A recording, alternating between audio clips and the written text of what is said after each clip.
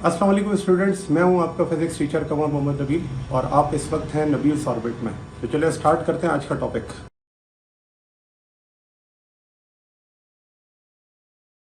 देखिए जी, first law of thermodynamic की जो स्टेटमेंट है वो ये है कि जब कभी भी सिस्टम में हीट ऐड की जाती है।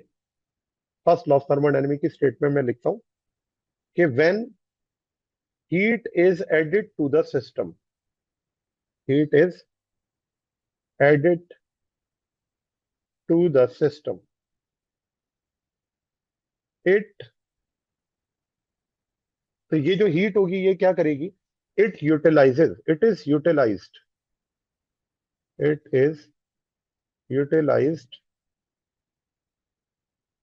To increase the to increase the internal energy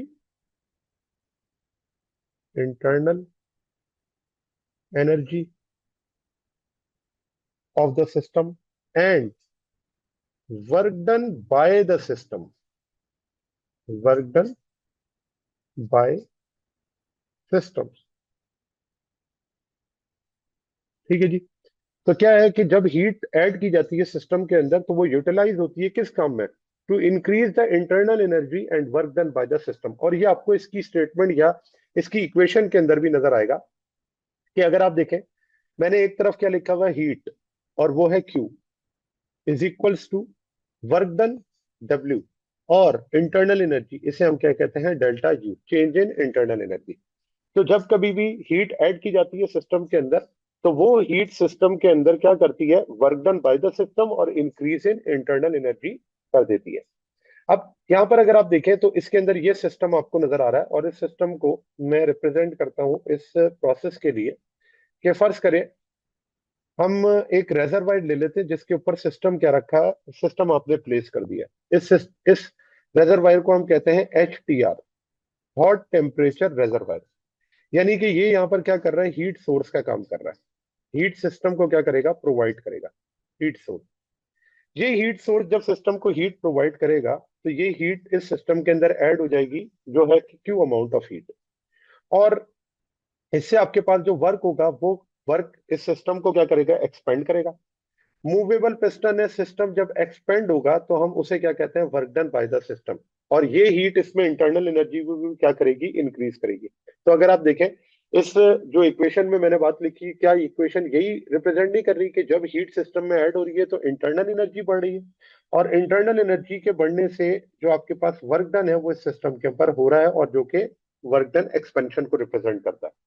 फिर यहाँ पर एक और बात यह है कि हमें इसमें जो क्यू की वैल्यूज है उनमें साइन कन्वेंशन को किस तरह से लेना है।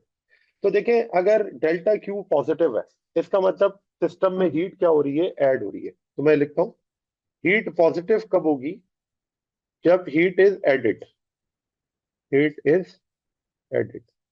तो सिस्टम में अगर हीट ऐड हो रही है तो प्लस क्यू, और सिस्टम में हीट अगर रिजेक्ट हो रही है तो minus Q. Heat is rejected,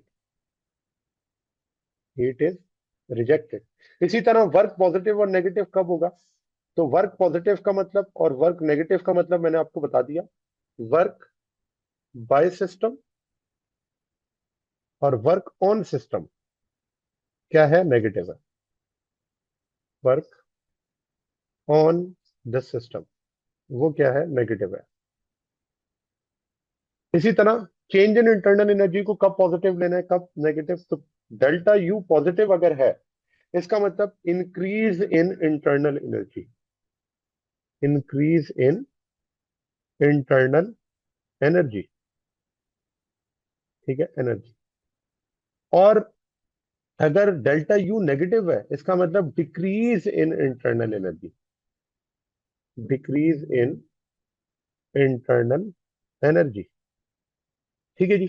तो डेल्टा यू पॉजिटिव यहां पर यह भी रिप्रेजेंट करता है कि जो टेम्परेचर है वो आपके पास क्या हो रहा है। ठीक है ना, टेम्परेचर किस तरह से क्या होता है? चेंज होता है।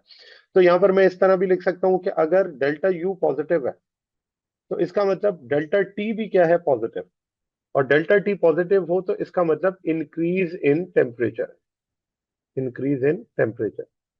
और अगर डेल्टा यू नेगेटिव है तो डेल्टा यू नेगेटिव का मतलब टेम्परेचर भी का चेंज नेगेटिव है। It means decrease in temperature, decrease in temperature. अच्छा, अब यहाँ पर आती है इसकी स्टेटमेंट, जो मैथमेटिकल स्टेटमेंट है वो हम किस तरह से लिखते हैं। तो देखिए मैथमेटिकली आप जो फर्स्ट लॉ ऑफ थर्मोडायनेमिक्स है उसको डिफरेंट फॉर्म्स के अंदर लिख सकते हैं। जो पहली फॉर्म है वो तो इस तरह से है कि Q जो है वो, मैं इसको यहाँ पर लिखता हूँ कि मेन जो स्टेटमेंट है उसको हम कैसे लिखते हैं। तो Q is equals to W plus delta U. तो heat, work done and internal energy, याद रखें ये क्यू पॉजिटिव नेगेटिव दोनों हो सकता है, वर्क पॉजिटिव नेगेटिव दोनों हो सकता है, और डेल्टा यू पॉजिटिव नेगेटिव दोनों हो सकती है। तो इस रिस्पेक्ट से आप इस फॉर्मूले को इस तरह भी लिख सकते हैं कि अगर मैं डेल्टा यू को यहां पर लिखूं तो डेल्टा यू किसके इक्वल हो जाएगा, तो वो हो जाएगा क्यू माइनस डब्ल्यू के। ठीक है, मैंने क्या कर दिया, रीअरेंज। ये भी फर्स्ट लॉ ऑफ थर्मोडायनेमिक है। इसी तरह मैं फर्स्ट लॉ ऑफ थर्मोडायनेमिक को इन टर्म्स ऑफ वर्क भी लिख सकता हूं, और वो क्या होगा, क्यू माइनस डेल्टा यू। तो ये आपके पास क्या होगा, वर्क। तो यानी कि ये तीनों जो स्टेटमेंट है ये फर्स्ट लॉ ऑफ थर्मोडायनेमिक को क्या कर रही है, रिप्रेजेंट कर रही है।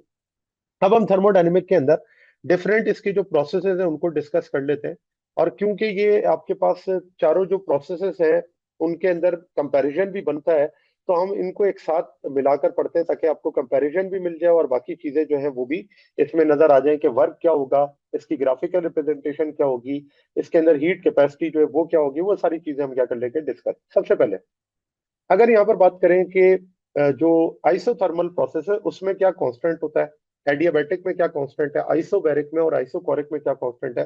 तो देखें आइसोथर्मल में जो टेम्परेचर होता है वो क्या होता है, कांस्टेंट। Temperature constant. तो टेम्परेचर अगर कांस्टेंट है तो इसका मतलब इंटरनल एनर्जी भी क्या होगी, कांस्टेंट। और अगर इंटरनल एनर्जी कांस्टेंट है तो इसका मतलब उसका चेंज क्या होगा, जीरो। और अगर डेल्टा यू जीरो है तो इसका मतलब डेल्टा टी भी क्या होगा, जीरो। फिर एडियाबैटिक प्रोसेस के अंदर क्या होगा, no exchange of heat, no exchange of heat. इसका मतलब ऐसा प्रोसेस जिसके अंदर हीट एक्सचेंज ना हो उसे हम क्या कहते हैं, एडियाबैटिक प्रोसेस। क्यू इक्वल होता है किसके, जीरो के। फिर आ जाए आइसोबैरिक प्रोसेस पर। आइसोबैरिक प्रोसेस के अंदर क्या चीज कांस्टेंट होती है, तो उसे हम कहते हैं प्रेशर। प्रेशर इसमें क्या होता है, कांस्टेंट। इसका मतलब जो डेल्टा पी है वो क्या हो जाएगा, जीरो। और आइसोकोरिक में बात करें तो आइसोकोरिक के अंदर क्या कांस्टेंट होता है, तो वो है वॉल्यूम। इसके अंदर वॉल्यूम कांस्टेंट होता है, तो चेंज इन वॉल्यूम क्या होगा, जीरो। और चेंज इन वॉल्यूम जीरो तो आप जानते हैं कि वर्क बराबर होता है पी डेल्टा वी के। अगर पी डेल्टा वी जीरो है इसका मतलब वर्क की वैल्यू भी क्या होगी, जीरो होगी। ठीक है जी। तो ये तो बात हो गई पहले पॉइंट की के कौन कौन से प्रोसेस में क्या क्या चीजें कांस्टेंट होती है। फिर आ जाए फर्स्ट लॉ ऑफ थर्मोडायनेमिक पर। देखिए इसमें लॉज ऑफ थर्मोडायनेमिक में जब मैं इस चीज को लिखता हूं कि अगर डेल्टा यू जीरो है, डेल्टा यू जीरो है, तो जो फर्स्ट लॉ ऑफ थर्मोडायनेमिक है वो क्या लिखा जाता है, Q is equals to W plus delta U. It means यहाँ पर Q की वैल्यू क्या आ जाएगी, W के इक्वल। और यहाँ पे ये जो Q है वो पॉजिटिव नेगेटिव दोनों हो सकता है, वर्क भी पॉजिटिव नेगेटिव दोनों हो सकता है, क्योंकि जब हम Q अप्लाई करते हैं हीट तो उससे वर्क होता है, एक्सपेंशन है। और जब आप वर्क करते हैं सिस्टम पर तो Q क्या होता है, रिलीज होता है। तो वर्क अगर आपके पास होगा सिस्टम के ऊपर तो Q क्या होगा, उसमें रिलीज, और वो नेगेटिव साइन के साथ लिखा जाएगा। फिर इसी तरह से अगर एडियाबैटिक प्रोसेस के अंदर बात करें तो एडियाबैटिक प्रोसेस में क्यू की वैल्यू क्या होती है, जीरो। अब अगर क्यू जीरो है तो देखें इस सिस्टम को हम दो तरह से रिप्रेजेंट कर सकते हैं फर्स्ट ऑफ थर्मोडायनेमिक्स में। और वो क्या क्या, पहला, अगर क्यू जीरो है इसका मतलब जो वर्क होगा उसे हम लिखेंगे work is equals to minus delta U. और इसे हम इस तरह भी लिख सकते हैं कि delta U is equals to minus W. ठीक है ना, दोनों चीजें लिखी जा सकती हैं, क्योंकि अगर डेल्टा यू नेगेटिव है और वर्क पॉजिटिव है तो इसका मतलब ये क्या है, एक्सपेंशन है। इसे हम क्या कहते हैं, एडियाबैटिक एक्सपेंशन। Adiabatic expansion. ठीक है। और दूसरा क्या है, एडियाबैटिक कंप्रेशन। एडियाबैटिक जीरो तो जो वर्क है वो माइनस डेल्टा यू या डेल्टा यू माइनस डब्ल्यू के इक्वल होता है। अब यहां पर मैंने आपको बताया था कि अगर वर्क पॉजिटिव है तो इसका मतलब एक्सपेंशन है, और वर्क अगर नेगेटिव है तो क्या है, कंप्रेशन है। और जब आपके पास एक्सपेंशन होती है तो एक्सपेंशन के अंदर टेम्परेचर क्या होता है, डिक्रीज होता है। एक्सपेंशन में टेम्परेचर क्या होता है, डिक्रीज। तो जो डेल्टा यू है वो क्या है, नेगेटिव।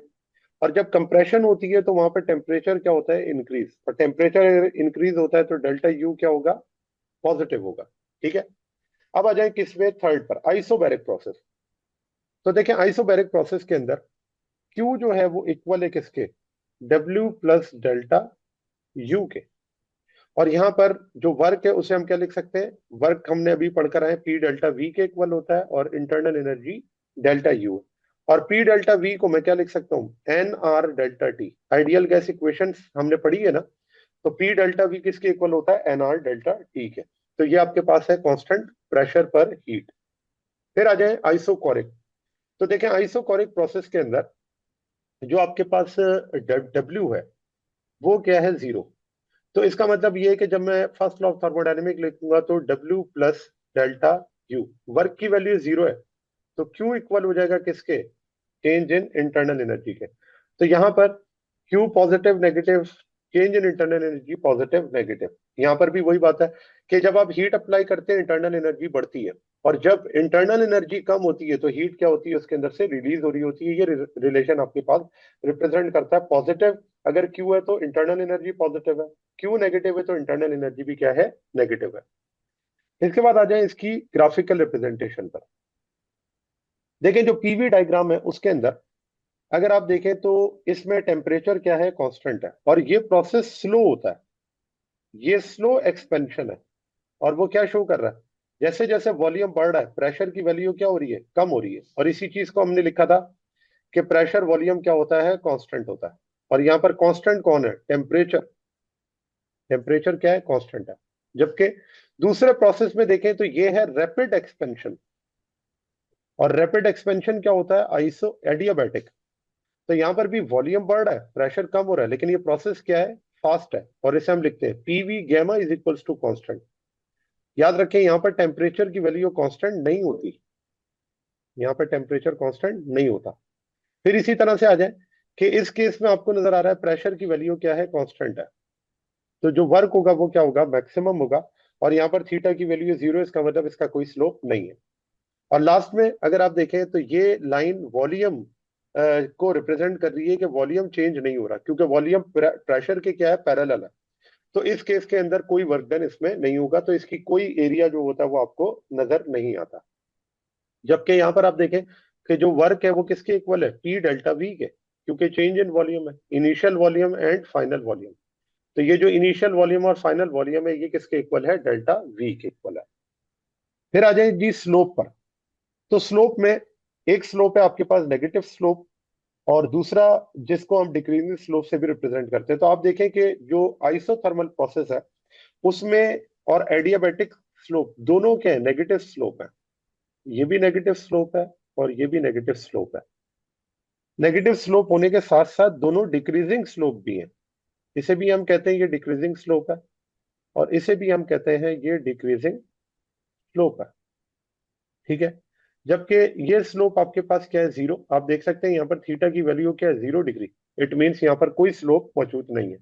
और इसमें अगर आप देखें तो इसका स्लोप क्या है, इनफाइनाइट। और इनफाइनाइट क्यों है, क्योंकि एंगल कितना बन रहा है, 90 डिग्री। और अगर 90 डिग्री है तो इसका मतलब स्लोप इसका क्या होगा, इनफाइनाइट होगा, जैसा कि हम डिस्कस करते हैं। फिर आ जाए वर्क डन पर। तो देखिए आइसोकोरिक प्रोसेस में मैंने आपको बता दिया कि आइसोकोरिक प्रोसेस में जो वर्क होता है वो क्या होता है, जीरो। क्यों, क्योंकि इसके अंदर चेंज इन वॉल्यूम जीरो है। और चेंज इन वॉल्यूम जीरो होने का मतलब जो वॉल्यूम है वो कांस्टेंट है। जबकि जो आपके पास आइसो एडियाबैट जो एडियाबैटिक सॉरी आइसोबैरिक प्रोसेस है उसके अंदर वॉल्यूम कांस्टेंट नहीं होता। तो हम वहां पर वर्क की वैल्यू क्या लिखते हैं, तो वर्क बराबर होता है पी डेल्टा वी के। इसका मतलब यहाँ पर क्या है, वर्क हो रहा है, और ये work N R delta T के इक्वल भी होता है, एन आर डेल्टा टी। फिर आ जाए जो हमारे पास वर्क होता है एडियाबैटिक के अंदर, उसे हम लिखते हैं work is equals to N C V delta T. Because यहाँ पर वर्क डेल्टा यू के इक्वल है। अब डेल्टा यू यही रिप्रेजेंट कर रहा है कि वॉल्यूम अगर कांस्टेंट है तो हम जो वर्क है उसकी वैल्यू क्या लिख सकते हैं, तो कांस्टेंट वॉल्यूम पे जो आपके पास इंटरनल एनर्जी होती है वो N C V delta T के इक्वल होती है। और लास्ट में जो हमारे पास वर्क डन होता है आइसोथर्मल में, वो एक लिखा जाता है इस तरह से nRT, और इसे हम लिखते हैं ln V2 divided by V1।